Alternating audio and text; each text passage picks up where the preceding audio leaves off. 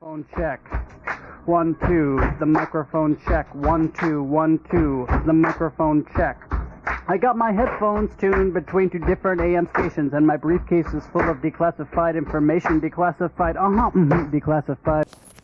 Good evening and welcome to News from Neptune for the 9th week of 2013. For more than 20 years, this program has been a spontaneous and unrehearsed discussion of the news of the week and its coverage by the media.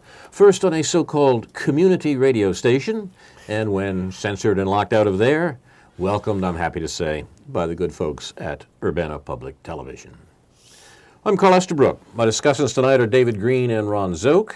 We'll take turns suggesting an item from the week's news that's been ignored or misreported, sometimes even innocently, and then asking our colleagues to comment on it.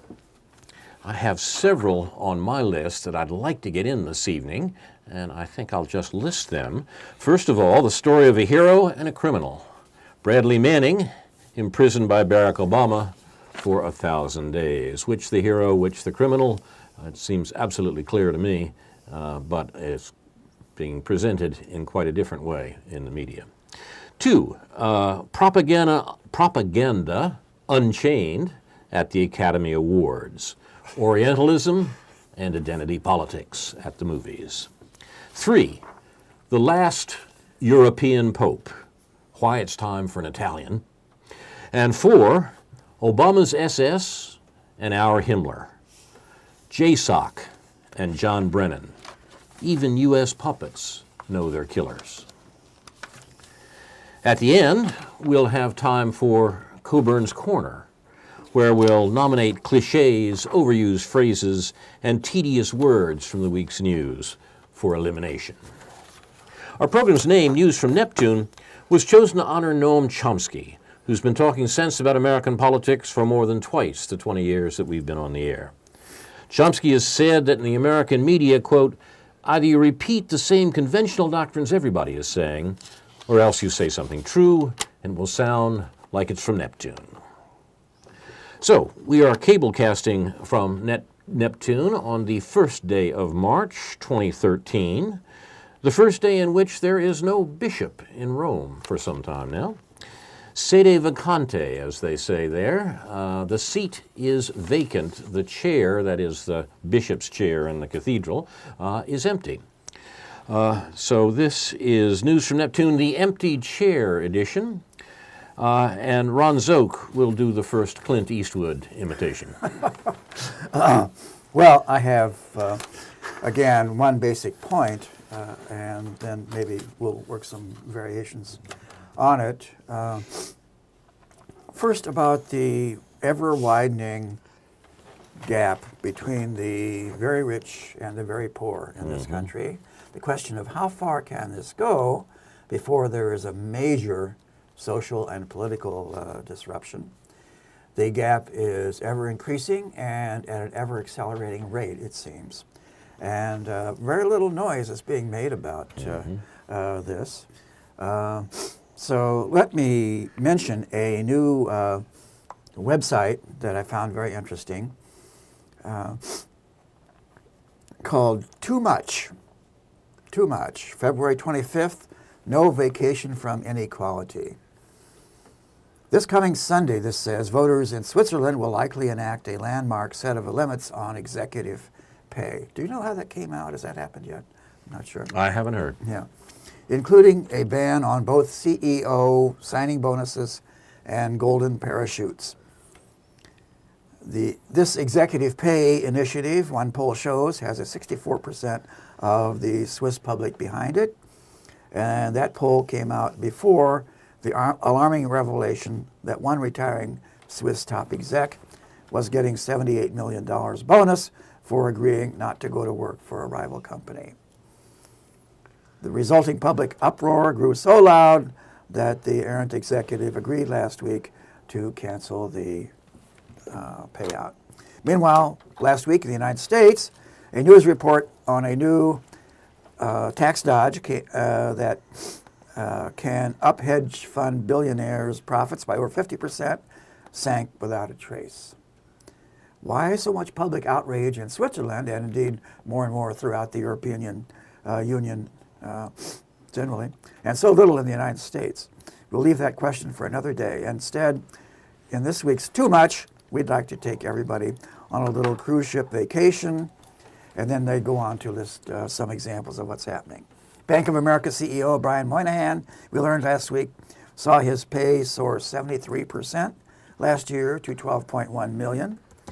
Moynihan is getting credit for restoring Bank of America to profitability, but actually that was done by the government with taxpayer money at the time of the big bailouts. The real credit for profits at America's big banks, Bloomberg News, detailed Wednesday, belongs to America's taxpayers. Our too big to fail banks, Bloomberg explains, enjoy an implicit taxpayer subsidy. They can borrow money at lower rates because creditors know Uncle Sam will never risk letting them go under. This subsidy saves America's 10 largest banks about 0.8% off their borrowing rates. That may not sound like much, but what it amounts to is about $83 billion a year, over considering the national budget. An amount, notes Bloomberg, roughly equal to their typical annual profits. And indeed, it has come out that a number of corporations are paying their CEOs more than they pay in taxes, which seems like a funny imbalance to a lot of people. But others, of course, will say not necessarily, and indeed some really heated discussions of this point have come up. I've seen them online. This will destroy incentives. It will inhibit economic growth, and it's going to be a disaster if we start taxing or limiting what these people can be paid. So another move is to shift away from the stock options, which are the ordinary compensation, largest part, the bonuses of the bonuses that these people pay, and shift to salaries. And we're being warned by the potential beneficiaries of these enormous bonuses and stock options that shifting to salary and limiting the bonuses will mean it's harder to get that money back if there's poor performance and you don't have a clawback provision, which does exist apparently for bonuses, but not for salaries. And if I need to explain what's meant by clawback, maybe I can do that very haltingly. But anyway, this situation has become so flagrant, so bad, that Belden Fields pointed to a recent opinion piece in the New York Times called Grand Old Parity by Sheila Bair, who is, she says, a lifelong Republican. But the situation is so extreme that she's saying, look, people, something has to be done. David Brooks has been following somewhat the same line, that what we need is more equality of opportunity, and what we actually seem to be getting is less. She wrote that last month, Emmanuel Saez, a celebrated economist at the University of California, Berkeley, issued another depressing report on income inequality. Among other things, Mr. Saez examined how real family incomes changed in the United States from 2009 to 2011, the first 2 years of the recovery. The richest 1% of Americans, he found, saw their incomes grow on average by more than 11%. As for the other 99%, you guessed it, their incomes shrank by 0.5%. The phenomenon is hardly new. The yawning gap between the rich and the poor has been growing since the 1970s and reached a 90-year peak in 2007, just before the financial crisis. The Great Recession narrowed the gap a bit, but now, once again, the richest Americans are vacuuming up what wealth there is out there, a trend that Mr. Saez expects to continue. She goes on to write, I am a capitalist and a lifelong Republican. I believe that in a meritocracy, some level of income inequality is both inevitable and desirable as encouragement to those who wish to contribute most to our economic prosperity. This is basically the incentive argument.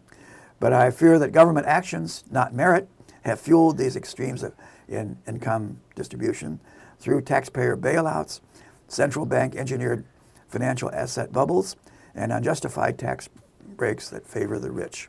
And she goes on and on in that vein about what has happened here. So as another indication, I'll wave this little graph in front of you showing the share of U.S. income earned by the top percentiles, 1970 to 2011. I think this is one that Bill Moyers used.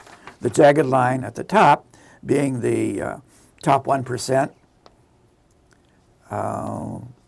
the increasing amount of the U.S. income earned by the top percentiles. The more moderate one, middle for the top 5%, and the lowest line there, going along nearly flat by the top 10%. So the problem is not just the rich, however you define that, but the very, very rich that are wealthy beyond most people's comprehension. So Joseph Stiglitz, again, the economist at Columbia, Nobel Prize winner and all that, wrote a piece that appeared in the New York Times, February 16th, Equal Opportunity, Our National Myth. And he's pointing to the ever-increasing influence, apparently, of wealth on the life opportunities for income and what we call success in our society. Americans seem to have a lot of trouble with that notion. They believe that this is the land of opportunity, and this is proved by the people who want to come here and make lots of money, and ignoring the fact that they are usually disappointed. And indeed, the reverse flow from people leaving the United States and going back to Mexico, for example, the illegal immigrants, they're called, as if anyone could be illegal, has started, and there are more people leaving the USA than entering it for economic grounds. But are they still voting with their feet? Well, still some are. The old myth of prosperity in America hangs on in many places. So Joseph Stiglitz writes that policies that promote equality of opportunity must target the youngest Americans. First, we have to make sure that mothers are not exposed to environmental hazards and get adequate prenatal health care, and so on. So the question then is, in the race for success, where's the starting line? Is it at conception? Is it at birth? Is it at high school graduation? Is it at age 21, and so on? So we do everything we can to get everyone up to that same starting line and call that equality of opportunity, or how far can it go? Signs of trouble and discontent are appearing even in the most establishment precincts. Headline in the local paper, law school debt unsustainable. Urbana attorney has created a task force to examine its effect on legal services in the state. People in law school, in addition to most other schools and majors and so on, are graduating with ever larger college loan debts, and it's raising a very real question of whether those can ever be repaid. So even the law is in trouble there, in addition to medical school and any of the others that you might care to mention, engineering or whatever, which is kind of an unprecedented situation, because those professions were supposed to be the ones that you went into if you wanted to be really prosperous and maybe even get rich. So the loss of the myth of equal opportunity is going to be a big blow to those people, I think, who are aware of it, but apparently most are not. And as we saw in the recent statements by Mitt Romney and by Senator Rubio, the Horatio algebra is still very much with us. You just have to work really, really, really hard, and you'll get ahead and become prosperous and affluent, and so on. So that is becoming more and more tenuous, I think. Does that myth still have a grip on a lot of people? Well, they think it does, but I've started to be very dubious about that. I'll stop. Thank you, Ron. What do you think, David, is the solution to provide equality of opportunity? Well, you know, when I hear the words equality of opportunity 3 or 4 times, that's about all I can handle. And then when you throw in meritocracy on top of that, then but I wanted to say, it's all this is, I just in terms of your last little bit there, it reminds me of that old song, I fought the law school and the law school won. Yeah, right. But you know, Noam Chomsky has said for years that what we have to understand about the people who run and who own this country is that they are vulgar Marxists. Yeah. They are engaged in class warfare from the top down, and they believe in that. And the gloves are off by any means necessary. They will accrue wealth.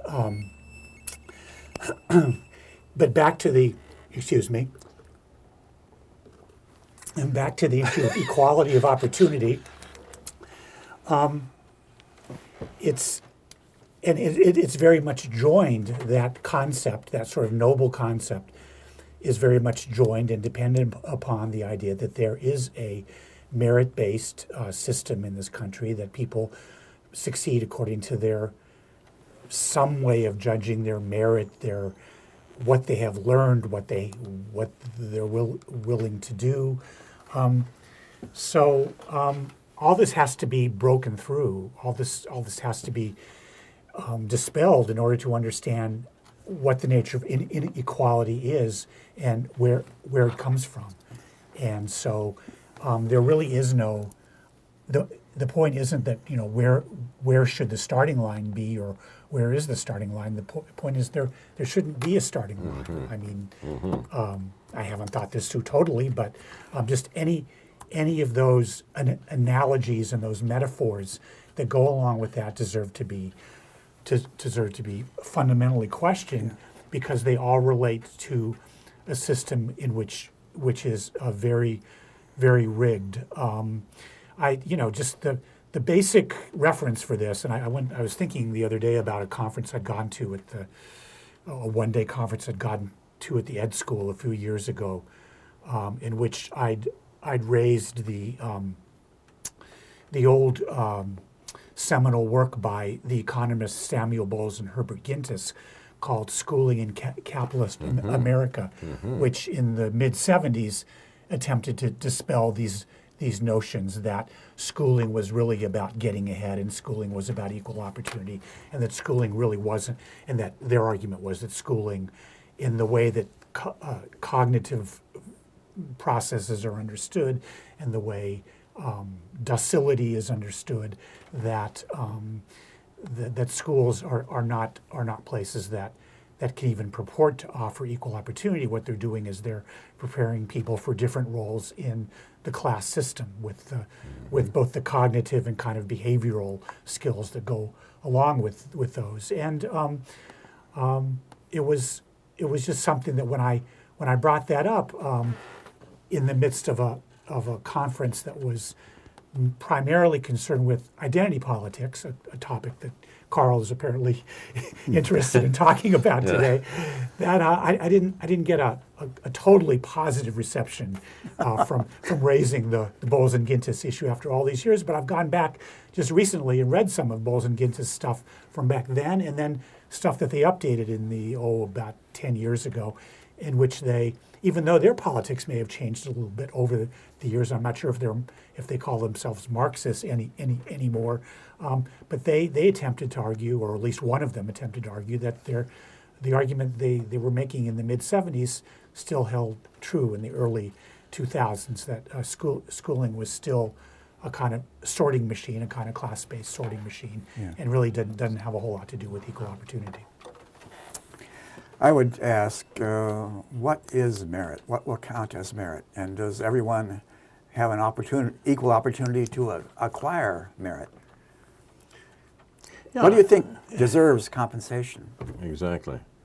Yeah, I mean, I think the notion of merit is in the context of of schooling and credential acquisition and the whatever the qualifications are that get you in the door, the notion of merit becomes very trivialized in that context. Of course, we have a whole industry with its own interest, a whole testing and sort of human resources in industry that is invested in the notion that of more or less merit, of measuring these things, of qualifications of all kinds, but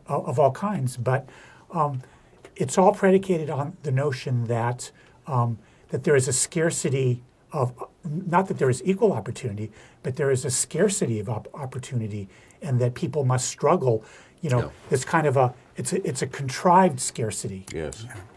Yeah. I think this is the important point. Behind all of this is the notion that the point of one's activity is to establish one's right to eat regularly. And you do that by selling what makes you human, your work of head and hands, to somebody else.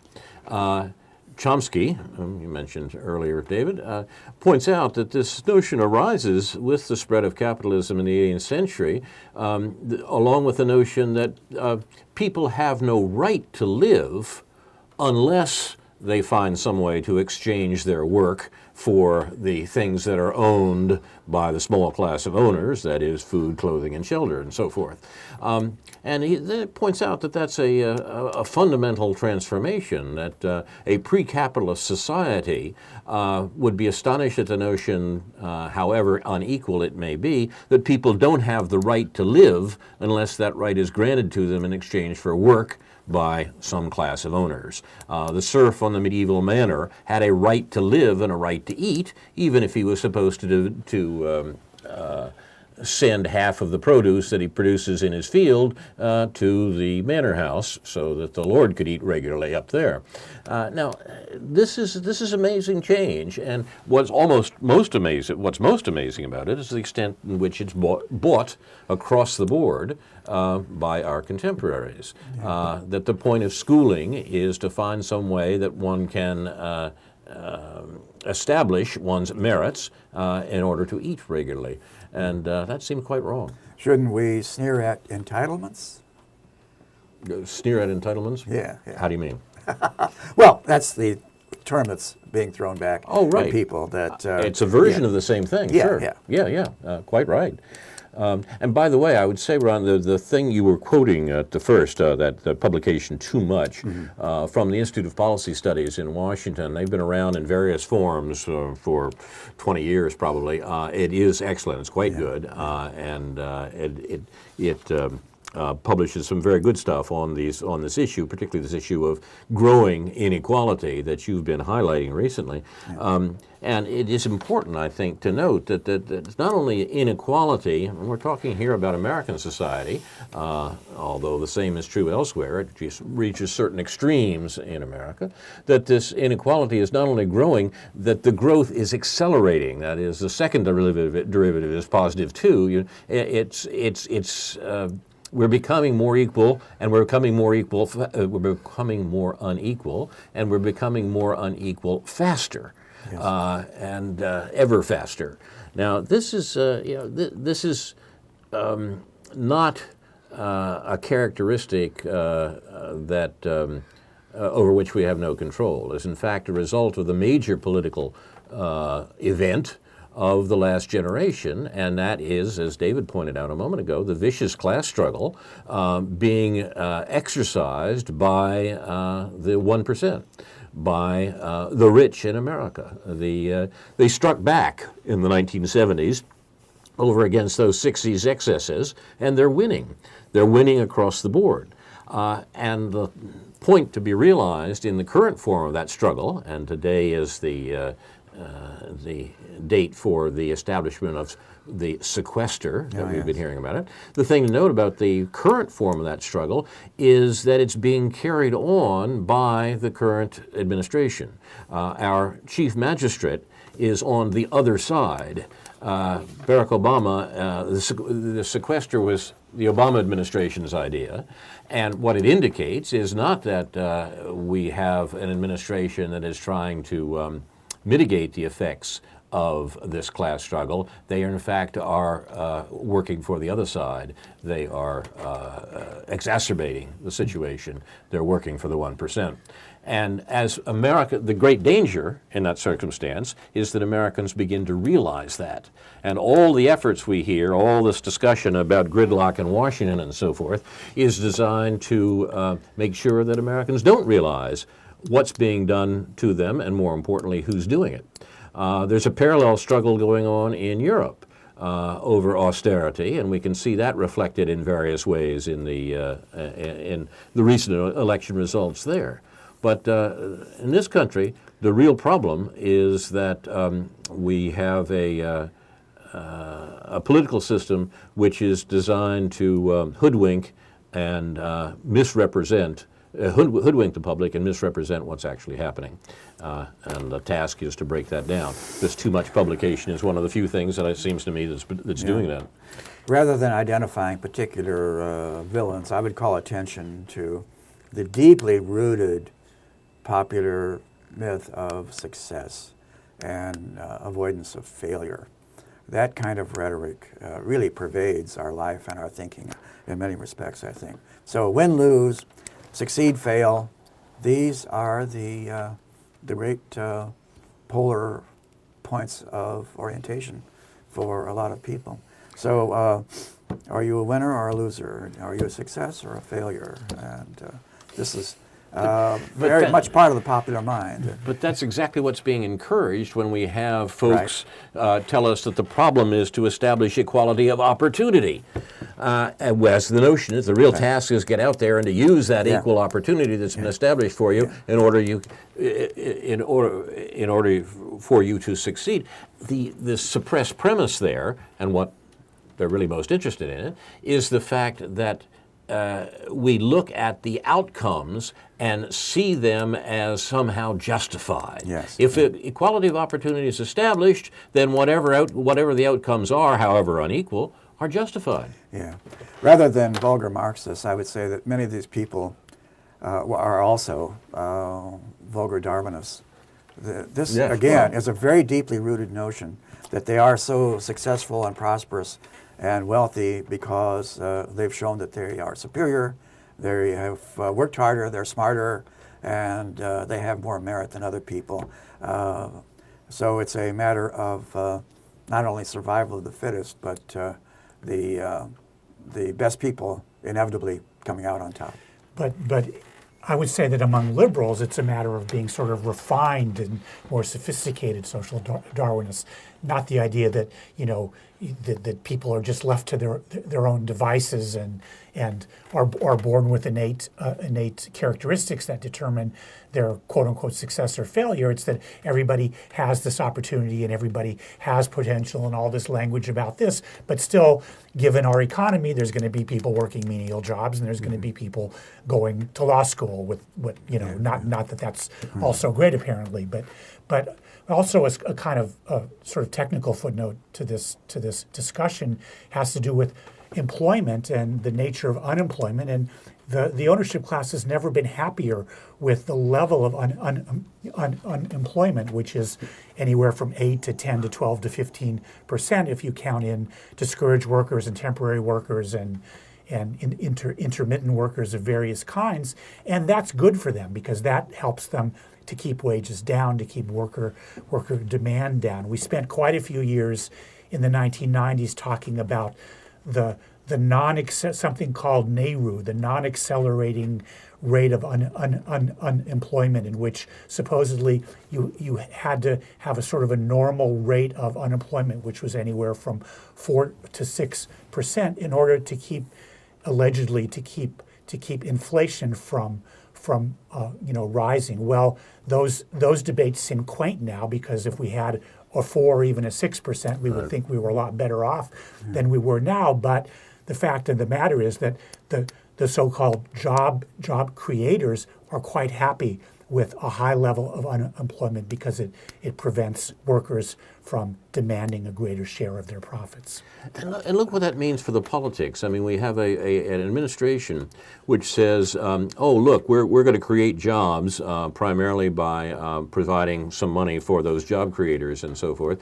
And the liberal demands of the administration are, okay, but you shouldn't cut Medicare, Medicaid, and Social Security as you have been saying you're willing to do.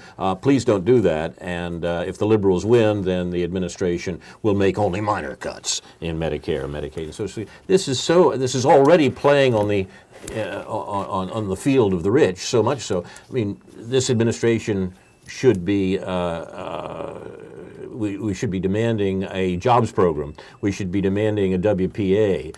We should be demanding expanding Medicare, not just protecting it, expanding Medicare to everyone instead of the business-friendly solution that this administration has established. I mean, it's a tribute, in a sense, to the success of the 1%, that the argument takes the shape that it does, that it's at best protective of declining advantages for the majority. That's the liberal position. Now, this is pretty outrageous. And the suggestion that we need a sea change here, we need some demands from this government to do the sorts of things that really do support people, we're not hearing much of that these days. Yeah. You're watching News from Neptune. Carl Estabrook, Ron Szoke, and David Green. David is celebrating St. David's Day today, the Welsh national holiday.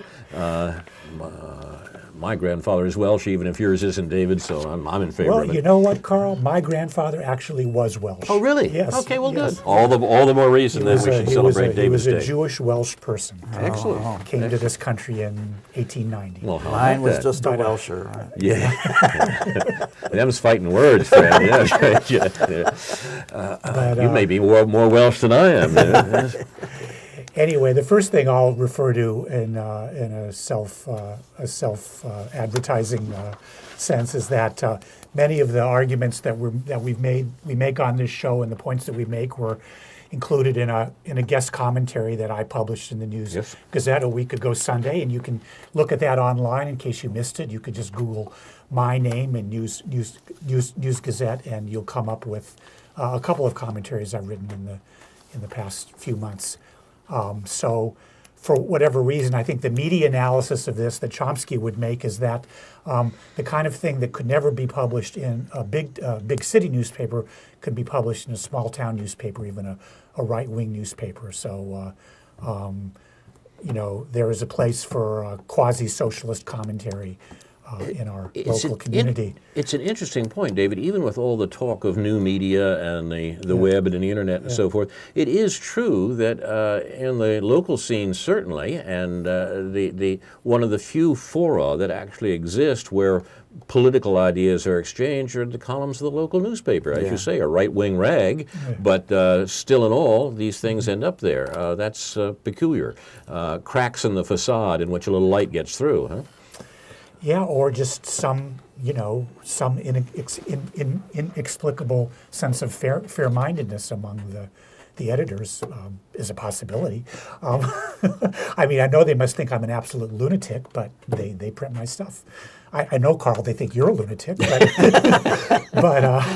maybe they know we're Welsh. That aside, but speaking of lunatics, no. I guess I just wanted to mention the ascension to the Treasury, the head of the Treasury Department, Secretary of Treasury, by one Jacob, known as Jack Lew, L-E-W. Not a high-profile, appointment compared to either Chuck Hagel to Defense or the CIA, Brennan, the CIA guy. But I kind of got interested in who this Jack Lew is, and found out I didn't know a whole lot about him. He's been kind of a stealth bureaucrat, a stealth functionary, a technocrat, a lawyer. Speaking of getting jobs, I mean, this guy really knows how to get jobs. I'm kind of jealous that, I mean, as someone who's always had trouble getting jobs, this guy just gets a job right and left. I mean, once you get into that system, there's jobs all over the place. It doesn't matter what your background is. Must be merit, huh? They'll give you a job. I mean, he has apparently no background in the Middle East, but he was head of something called the Middle East Research Council, which doesn't exist anymore. This is back in the early 90s. But he just, in the midst of all his comings and goings from government and so forth, he managed to head something called the Middle East Research Council. Very, very strange. In the early 90s, he was appointed after some, no, I guess it was, am I getting my dates mixed up here? It might have been in the early 2000s, after he'd been the director of the Office of the Budget under Clinton. He was sort of a CEO at NYU, and one of his functions at NYU was to get rid of the Graduate Students Union, was to break the Graduate Students Union, which he successfully did. Graduate students are exploited workers, of course, and should have a right to form unions as they do on our own campus. It is claimed that they are students and should not have those rights, and Lou was actually able to actualize this at NYU while making $800,000 for his year or so of service there. Back in government, he served various roles, again in OMB under Obama and Obama's chief of staff. It was pointed out by Dean Baker on his blog sometime in the past that in spite of his direction of the Office of Management and Budget during the later years of the Clinton administration, Lou did not understand enough about the economy to understand that the reason the budget was balanced during the Clinton era was because of the stock bubble. It wasn't an honest, quote unquote, balancing of the budget. It was inflated tax revenues due to the inflated stock market in the late 90s. Lou seems to be a classic political functionary. As an Orthodox Jew, he's claimed to have connections to the Jewish community, meaning that he has connections to influential and privileged Jewish people and the Israel lobby and all this. I guess you might call him, if I was to be a little bit nasty about this, I would call him Obama's Jew. He seems to be performing a kind of a stereotypical Jewish function in that has been performed in since World War II, or actually since since World War I, or maybe even sooner, by people who were sort of insiders under people like Truman and so forth, who claimed to represent Jewish interests, and so there isn't anything. Unfortunately, there isn't anything remarkable about the fact that he spent some time as being a Wall Street creature. He's been criticized from the right, from the Republicans, for his involvement in the Cayman Islands, sort of obviously a hypocritical thing for them to do. But they're good. But they see him as a liberal, so therefore they're gonna point this out. So if we needed anything to help us understand what Obama has always been about, I think that the ascension of Jacob Lew from the Clinton administration and now into the Obama administration tells us a lot of what we need to know, along with the kind of nondescript, extremely boring sort of persona that he carries along with him. Isn't there a whole class of people like that who keep their head down generally, but who kind of circulate in liberal circles at about the same level in corporate management, among the lobbyists and federal executives and so on? I mean, the conservatives have their own version of this too, and there are books telling you about how the people on the right circulate among all of the right-wing foundations and think tanks and so on. Yes, and this very, very much, I mean, going back to the 1970s, there were names that would just pop up over and over again. George Shultz and James Schlesinger and William Simon, and I never really knew who these people were. I mean, because I didn't really know what they were doing when they weren't in government. But they were CEO type people. They were Wall Street people. They were George Shultz was with Bechtel. And the Democrats, you could pretty much say the same thing. I'm not sure if they do exactly the same kind of CEO work typically when they're not in political office, but they're definitely involved in Wall Street and finance, and they basically keep their credentials in order to get back when their party is in power, and it's sort of, and the whole thing is sort of interchangeable anyway. Which, you know, the ascension of someone like Chuck Hagel, maybe not the best example of but still somebody who is in government who is a Republican and now has been appointed defense secretary, to the plaudits of those who think that he will, I think mistakenly think that he will. Really challenge the status quo. I think that's right.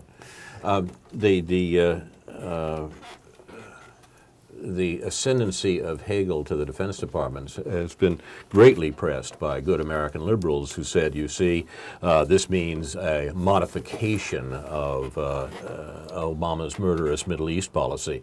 I don't think it means that at all. It means a cover in order to bring aboard those good left liberals to the Obama policy, which will continue in the murderous fashion that it has followed throughout the Obama administration. I mean, Hagel is a stalking horse. He's a cover. And the understanding of this sort of circulation of elites, if you like, within the administration is very important. Let me, parentheses here, let me put in something from a slightly different direction on this. I want to recommend a wonderful drama, continuous drama, soap opera really, done on Netflix called House of Cards. The best political series that I've seen on television in a long time, and makes something look like The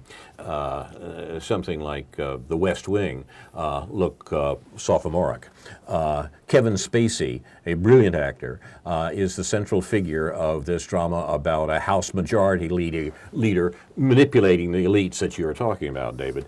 You can pull it up on Netflix, and they put all 13 episodes or something up at once, and it's just ruined my evenings for the last week. Recommended highly. Yeah, what do you think of this metaphor proposed, I think, by C. Wright Mills? A number of adjacent pyramids, and just under the top level, there are all of these super bureaucrats in the corporations, in the government, in the military, in academia, and so on, and circulate very readily from one pyramid to another without regard to supposed expertise in that area. I mean, the slogan is, if you're a top salesman, you can sell anything, whether it's cars or toothpaste or economic policies or whatever. Yeah, well, the interesting thing about Lou is that he acceded to he served as the chairman of the budget office, of the federal budget office, twice.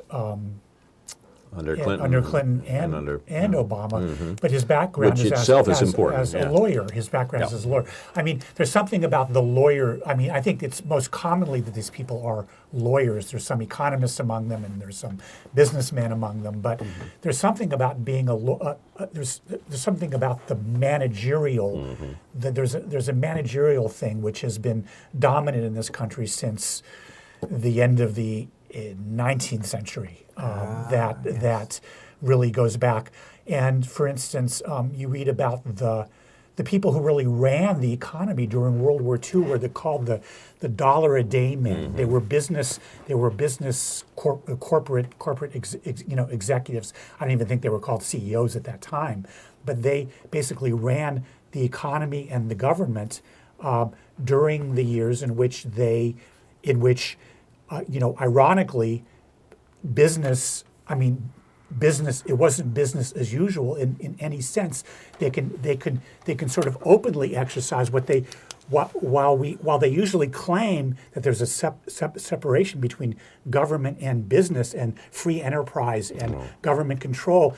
They can in that contest during World War II and in other contexts, just run the whole country to the benefit of business and make sure that while the government was dominating the economy and reviving the economy, that the business ethic would be kept in place both during World War II and after World War II, when they had to decide whether it was going to be Keynesianism in a social sense or Keynesianism in a military sense, and they very much decided it was going to be Keynesianism in this military sense. You think Mr. Liu's going to be busy this weekend, David, with APAC in town in Washington? Will he have work? Will he have work to do? I didn't realize that was going on. But I yeah, think that sounds like he might be this weekend, paying a visit. Yeah, he might need to. In fact, he might need to butter a few people up.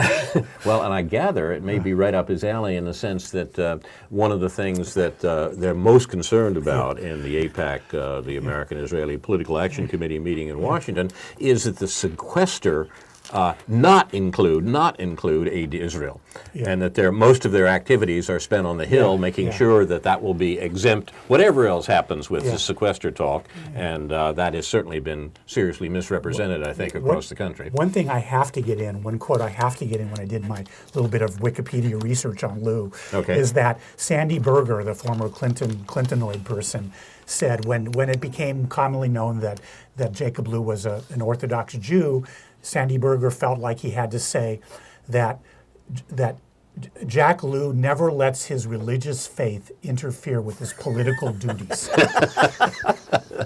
Now that could be taken in very many ways, but I find that to be a fascinating statement. Well, and one way I would like to unpack that at some point. Well, let me add one form of unpacking that perhaps shouldn't take place then, and that would be unpacking the notion that Liu represents a political position for which Barack Obama is a Shabbos goy. And I think we still hear that, the so-called higher anti-Semitism, the Mearsheimer and Walt sort of line that suggests, oh yes, AIPAC's in town and they're there to give their instructions to the American government about how the American government should act, not in the interest of Americans or not even in the interest of the American elite, but in the interest of the Israeli government and the Israeli elite. That really is quite false. It certainly is very worthwhile to see what AIPAC is doing and to see what people like Mr. Liu is doing in the circulation of elites. But it seems to me that one of the things we do a disservice when we report the machinations between the American and Israeli government in terms of this higher anti-Semitism, the notion that the Israeli tail is wagging the American dog. That's not, in fact, how the American government is making Middle Eastern decisions, it seems, and it should not, that shouldn't be overplayed, eh? Nope. We have come to the last several minutes of our soiree, and we are going to what we call Coburn's Corner here, with reference to the late Alexander Coburn, whose last publication was a pamphlet called Guillotine, in which he nominated cliches, overused phrases, and tedious words from the political discussion for elimination. And we've been trying to carry on his great work by adding our own suspects to this kill list. This kill list, of course, is a lot less literally lethal than Barack Obama's kill list. But we've had, I think, a really quite impressive list of suggestions for Coburn's Corner. So do you have something for the corner with an edge today, Ron? You got Well, I'm going to suggest some of these colorful terms that show up in characterizing what other people are saying sometimes. And I don't favor this kind of rhetoric, but it does lend a certain interest to what people are saying, referring to what they're saying as meadow muffins or horse hockey or cow pies or buffalo chips. There's a whole class of these that I started thinking about one day. Codswallop and blatherskite and those sound pretty literary. Ron. I like them. Yeah, I mean, and we would raise the level of discussion we're actually to use those. Yeah. I'm actually gobsmacked by what you're saying. Okay, and then the way in which it's said, the tone of voice or whatever. Again, this is kind of playing dirty, I think, characterizing it as shrill or whining or bellowing or whatever. Bellowing was a big favorite of John Foreman's for years. The editor of the local, editor or publisher of the local paper, yeah, right? Yeah. So I guess I haven't been around long enough to have noticed his use of that phrase. not recently. Yeah. Well, now they're using his space to publish people like me. So Yeah, right. They give you a chance to bellow, huh? Yeah.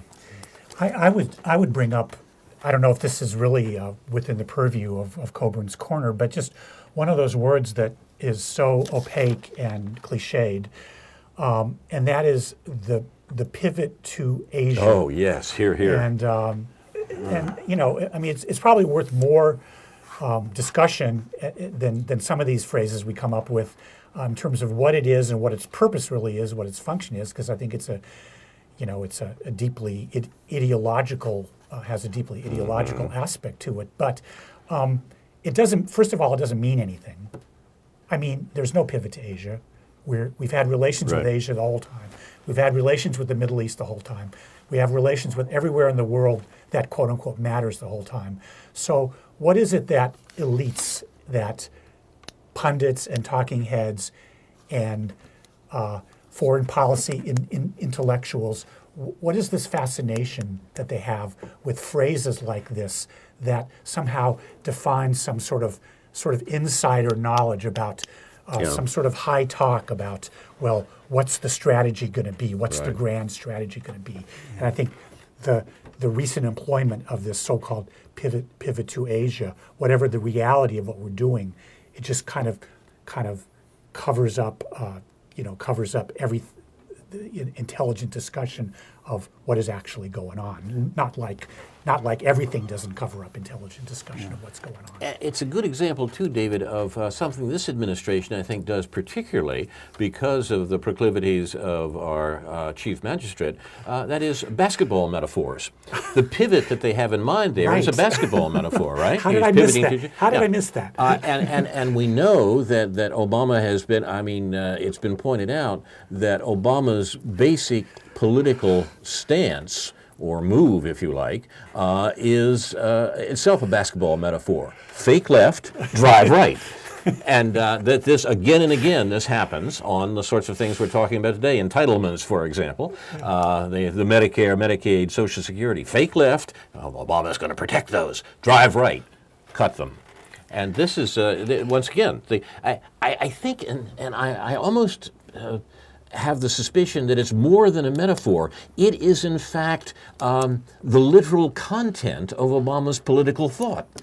The metaphor has eaten the referent.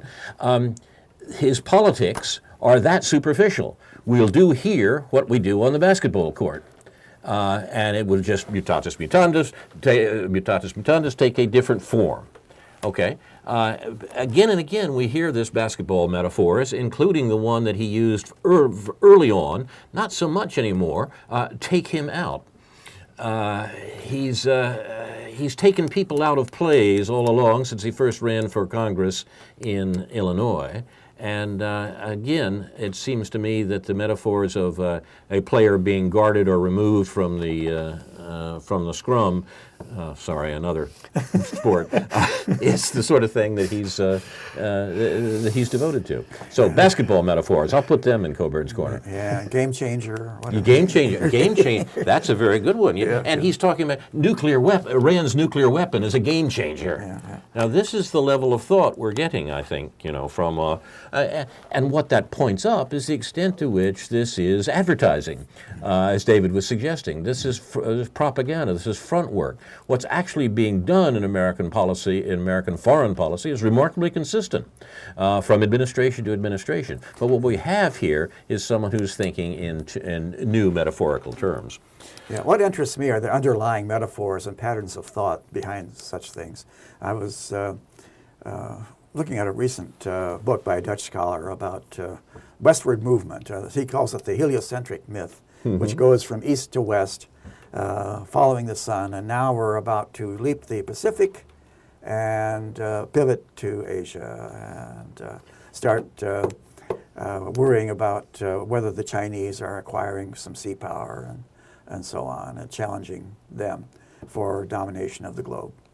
Yeah, this is actually a very interesting one that runs quite deeply, and it has a peculiar background. West is the direction of death in classical literature. You're going to west. It's the sun. It's where the sun sets. Goes down. The sun goes down, and so forth. And through the Pillars of Hercules and into the great ocean. You're lost. I mean, this is death. Yeah. And the westward motion. Yeah. But westward, the course of empire Yes. makes its way.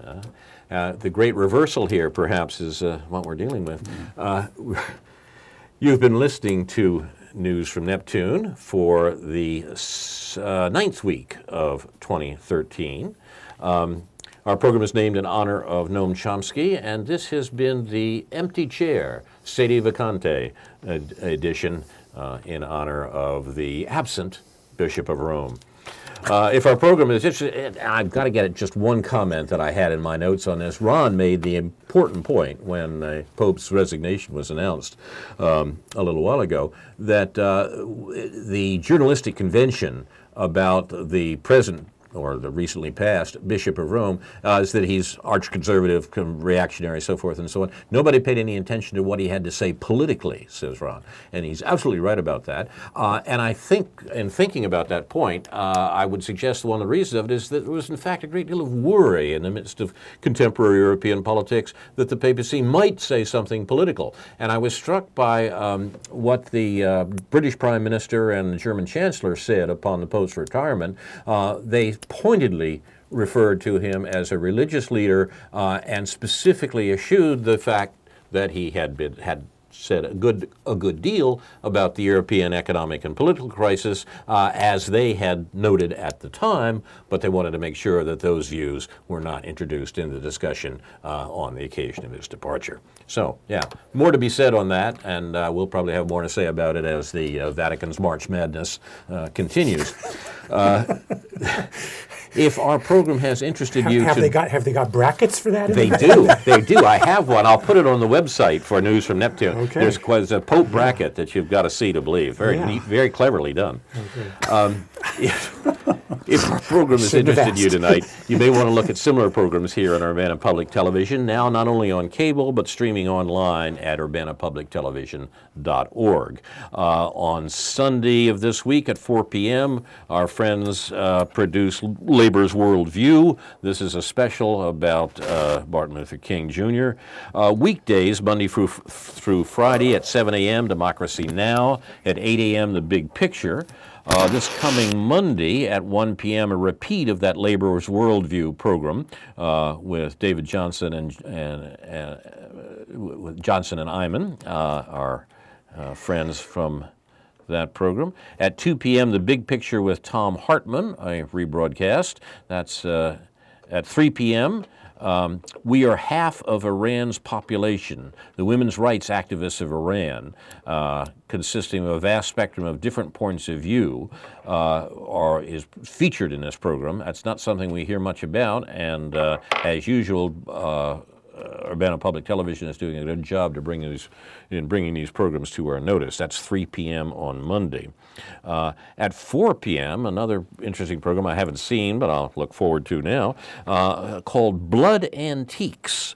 The European art trade, synonymous with wealth and glamour, has always involved a degree of stolen and smuggled art.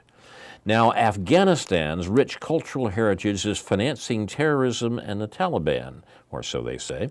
From Afghans scrabbling in the sand for treasures to the dazzling showrooms of unscrupulous dealers and private collections, Blood Antiques uncovers one of the most outrageous illegal trades since blood diamonds. That's what the copy here says. The question of despoliation of art in the American invasions of Iraq and Afghanistan is an even broader one. I'll be interested in seeing what this program has to say. That's 4 p.m. on Monday. At 5 p.m., European Journal, a report on the mood of citizens as Italy comes into parliamentary elections, plus stories on Switzerland, perhaps they'll take up the point you mentioned earlier, Ron, and the modernization of Istanbul. I'd like to say something about the Italian elections. We'll probably have more about that to say next week. That is important. On Tuesday at 5 p.m., in the program In Focus, At 7 p.m., the European Journal. These are rebroadcasts of programs from earlier in the week. At 9:30, the White House Chronicle. And at 10 p.m., Aware on the Air. I'm Carl Estabrook. My discussants tonight on News from Neptune have been David Green and Ron Szoke. This and other editions of this program can be seen on the website newsfromneptune.com and on Facebook. I can be reached at carl@newsfromneptune.com and on Facebook, and I'm happy to receive your comments. Our thanks to UPTV, especially Jake, Jason, and especially Caleb. Inshallah, we'll be back next week with a new edition of News from Neptune to remind you, in the words of Edward de Vere, what's past is prologue, what to come in yours and my discharge. In the meantime, confusion to our enemies, and a good night to you, and watch those pivots.